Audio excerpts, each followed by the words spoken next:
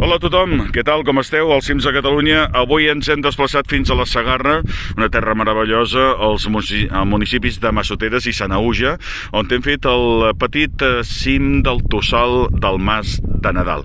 És un cim de 527 metres. La seva importància radica en que forma part del repte dels 100 cims de la Federació d'Entitats Excursionistes de Catalunya. Es troba a un costat de la carretera que porta de la població de Biosca i fins a Guissona, una zona molt transitada aquesta, perquè hi passa la carretera que porta de la zona de Manresa cap a la zona de Pons i Oliana i es fa servir bastant.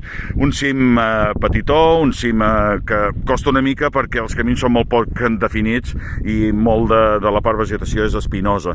Ara sí, una vegada a dalt, tot i la seva petitesa, la vista als 360 graus és una preciositat. Per tant, us recomanem que si mai podeu us desplaceu fins a aquest Tossal per veure una bona vista i reposar una estoneta. Mireu, hem fet el cim amb Bruix i la Duna i avui també m'ha acompanyat l'Eric, hola Eric, per fer aquest cim i d'altres que anirem portant al llarg dels propers dies. El Tossal del Mas de Nadal, des de la Segarra a cims de Catalunya.